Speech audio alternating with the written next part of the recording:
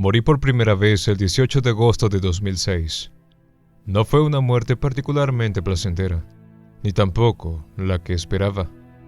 Fue simplemente un acto de violencia al azar que destruyó mi vida y salió de la nada. Estábamos simplemente relajándonos en el pub, disfrutando de unas copas después de un ajetreado día de trabajo. Era mi turno de comprar una ronda de bebidas y entonces estaba tratando de llamar la atención del mesonero. Sentí que alguien me golpeó en el costado. Al principio pensé que alguien acababa de golpearme, pero luego sentí el calor y el rápido chorro de sangre que corría por mi camisa. Me di cuenta en ese momento de que en realidad me habían apuñalado. Por lo que puedo recordar, ni siquiera fue tan doloroso, pero mis piernas se dieron debajo de mí y me derrumbé en el suelo. Incluso entonces me preocupaba arruinar mi costoso traje, ignorando el hecho de que estaba muriendo. Entonces estuve en el vacío. Al principio era un poco más que oscuridad, solo rota por extrañas formas y colores. En la distancia, cuando recuperé el sentido de mi entorno, fui arrastrado hacia un nuevo mundo, sin dolor, sufrimiento ni muerte. Todo lo que había eran personas en un viaje a diferentes destinos. No sabía si todos habían muerto como yo o si no habían nacido todavía. Todo lo que sabía era que ya no tenía miedo. Las preocupaciones, la ansiedad y todos mis miedos habían quedado atrás. Una luz apareció en la distancia, infinitamente lejos. Sabía que ese sería mi destino final. Desafortunadamente nunca logré llegar tan lejos.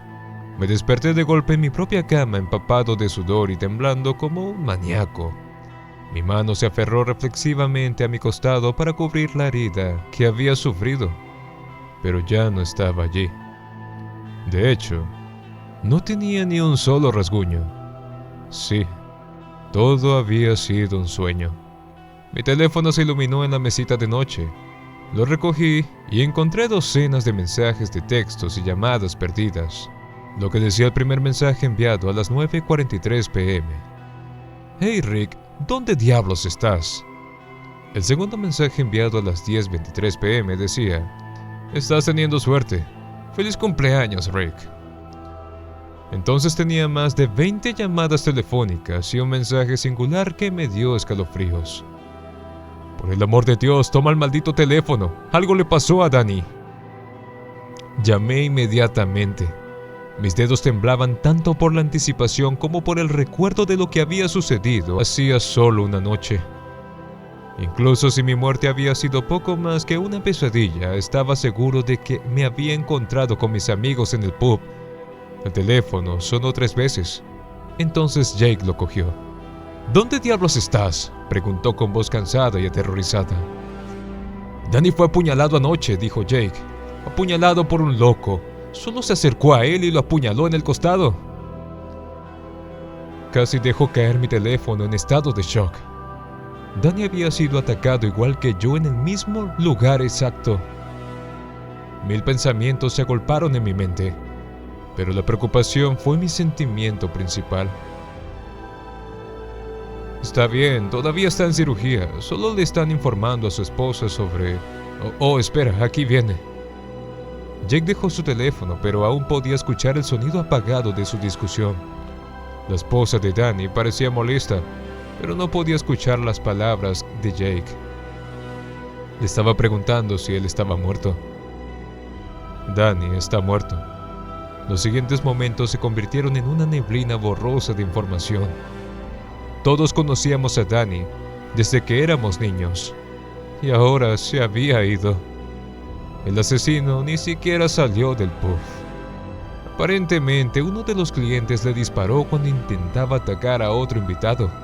Aún así, no pude evitar la sensación de que se suponía que yo debía morir esa noche, independientemente de lo que sucedió. El tiempo pasó sin respuestas. Algunos de nuestros compañeros de trabajo renunciaron después de lo de Danny, tratando de seguir adelante desesperadamente. No los culpé. También necesitaba algo de distancia. Nunca les dije lo que había experimentado esa noche. No los habría ayudado de todos modos. Pasó un año y casi no hablé con ninguno de mis amigos. Todo comenzó a tener cierta apariencia de normalidad después de la muerte de Danny, pero todo esto terminaría el 18 de agosto de 2007. Para cuando el día pasó a la noche, casi había terminado la botella. Incluso siendo un tipo bastante grande, el alcohol me había golpeado fuerte alrededor de las 9 en punto. Me desmayé en la cama, esperando una horrible resaca por la mañana. Solo me desperté alrededor de la medianoche cuando escuché que la puerta principal se abrió con fuerza, seguido de pasos y susurros. Traté de levantarme, soñoliento por el alcohol. Cuando di un paso fuera de mi cama, me resbalé y caí al suelo. Produje un gran estruendo lo suficientemente fuerte como para alertar a los intrusos que habían entrado. «Pensé que habías dicho que no habría nadie en casa», dijo un hombre enojado. «No, no te preocupes, me ocuparé de eso». Los pasos se movieron rápidamente en mi dirección. Traté de cerrar la puerta, pero fueron demasiado rápidos. La abrieron y me tiraron al suelo. Un hombre enmascarado entró en mi habitación sosteniendo un arma. Solo me dijo una sola frase antes de apuntarme con el arma y apretar el gatillo. «Debiste quedarte callado». Desafortunadamente el hombre tenía un tiro horrible. Me apuntó a la cabeza, pero me dio en la garganta. Me ahogué en mi propia sangre mientras jadeaba desesperadamente por aire. No podía arrastrarme y no podía pedir ayuda. Morí en el piso de mi habitación, en mi propio cumpleaños. Tal como lo había hecho un año antes, una vez que la vida finalmente se escurrió de mi cuerpo y el horrible dolor cesó, estaba de vuelta en el mundo del más allá. Caminé a través de la misma dirección colorida que yacía justo en el borde de la vida. Admiré las formas y los colores a medida que pasaban. En la distancia vi un árbol con ramas que se extendían sin fin lejos de su tronco. De cada una de las ramas colgaba una persona real, pero que no existía en nuestro mundo. Quería visitarlos, pero ese no era mi destino. Porque al igual que antes, me despertaría en mi propia cama, ileso por los eventos de la noche anterior. El teléfono sonó y estaba lleno de un temor insondable. Todavía no podía creerlo, pero comencé a entender que alguien tomaría mi lugar en la muerte. «Hola Rick, soy papá.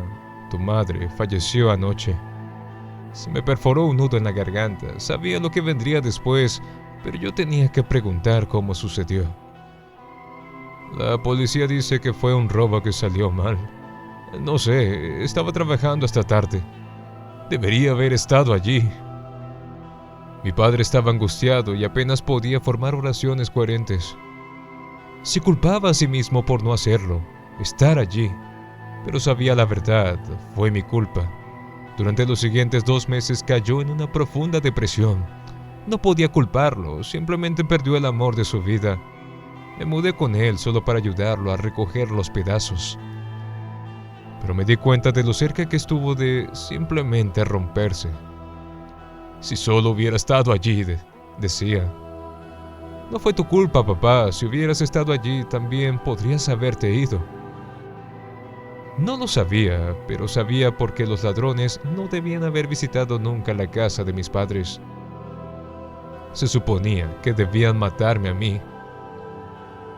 Tenía que confesarlo, tenía que hacerles saber la verdad. Después de todo lo que había pasado todavía no sabía cómo explicarlo. Aún así decidí que era hora de compartir mi maldición. Empecé contándoles sobre mi primera muerte, hasta el más mínimo detalle. Por supuesto, coincidía con todo lo que la gente había presenciado en el pub esa noche. Había tomado mi lugar en la muerte y me sentía culpable. Naturalmente, él se mostró escéptico al principio, pero luego le conté sobre mi madre. No le ahorré ningún detalle. Le dije dónde me habían disparado, que la puerta la habían roto y que había 2 ladrones. Cada detalle encajaba perfectamente al pie de la letra. «Lo siento mucho, papá. Fue mi culpa. Yo la maté». Él se quedó sentado en silencio, procesando lo que le acababa de decir. No fue su culpa. Yo estaba confundido. No había ni una pizca de ira en sus palabras, solo una empatía abrumadora. ¿Cómo puedes decir que ella no tenía que morir? Reflexionando sobre sus siguientes palabras con cuidado antes de hablar, no hiciste nada malo, Rick. Simplemente continuaste con tu vida. Estas cosas te sucedieron. No sé por qué te han traído de vuelta, ni cómo, pero no tienes la culpa de lo que te han hecho. Me abrazó de repente. Ya no estaba solo en el mundo. Alguien sabía lo que me estaba pasando. ¿Qué pasa si vuelve a suceder? Entonces lo superaremos juntos. Mantuvo estas palabras incluso cuando llegó mi próximo cumpleaños. Esa muerte era más mansa. Me resbalé en la ducha y me rompí el cuello. El último pensamiento que pasó por mi mente cuando dejé el mundo por tercera vez fue cuán cliché era esta muerte. Una vez más me desperté en mi cama. Llamé a mi papá asegurándome de que todavía estaba vivo. Horrorizado de que hubiera podido morir, vino corriendo a mi lado preguntando qué había pasado. Me rompí el cuello, pero estoy bien. Mi jefe había muerto. Algo se rompió dentro de mí. Era el hombre más amable que había conocido. Y al igual que yo, se resbaló y se rompió el cuello. Esa fue la gota que colmó el vaso. No fue una extraña coincidencia que pudiera ignorar ni una premonición. Decidí en ese momento que no podía vivir con la responsabilidad, que tenía que ponerle fin, incluso si eso significaba renunciar a mi propia vida. Pensé que si tomaba el control de mi propio destino y me suicidaba antes de mi próximo cumpleaños, tal vez podía evitar que murieran más personas. Primero dejé una larga carta a mi padre, explicando por qué había elegido irme. No podía enfrentarlo en persona. Sabía que solo trataría de disuadirme, pero era algo que tenía que hacer. No podía permitir que más personas murieran en mi nombre. Ay, el destino es una perra voluble. No importa cuánto lo intenté, simplemente no pude terminar con mi propia vida. Intenté colgarme, pero la cuerda se rompió. Y luego traté de dispararme, pero el arma se atascó. Cuando eso falló, traté de conducir mi auto contra un árbol, pero de alguna manera sobreviví. Cualquier intento fracasó. Todo lo que pude hacer fue esperar mi próximo cumpleaños y dejar que alguien muriera en mi lugar. En 2009 fui atropellado por un conductor ebrio y mi novia tomó mi lugar. En 2010 me ahogué y mi amable vecino tuvo que pasar por esta muerte. En 2011 morí de un aneurisma cerebral que acabó matando a mi tía. Y así sucesivamente, cada año muero y una persona cercana a mí toma mi lugar. Seguí tratando de encontrar una salida, pero el destino no quería ayudarme. Pasaron los años y el 18 de agosto moriría por 14ª vez. Ya me había enfermado una semana antes, para gran confusión del médico. De acuerdo con todos y cada uno de los valores del laboratorio, estaba bien, pero seguía enfermo. Mi padre y yo, que conocíamos mis secretos, sabíamos que me traerían a la fuerza. La medianoche de mi cumpleaños, mi corazón se apagó. Me desperté de golpe en mi propia cama, y la enfermedad era poco más que un recuerdo lejano. «¡Papá!», grité, y no respondió. Me levanté de la cama y dije su nombre. De nuevo me encontré con el silencio. No tuve que llamar por tercera vez. Ya sabía lo que había sucedido. Entré con cuidado en su habitación, horrorizado por lo que sabía que vendría. Él estaba muerto. Acababa de salir de un ataque al corazón. Había tomado mi lugar y no pude hacer nada para salvarlo.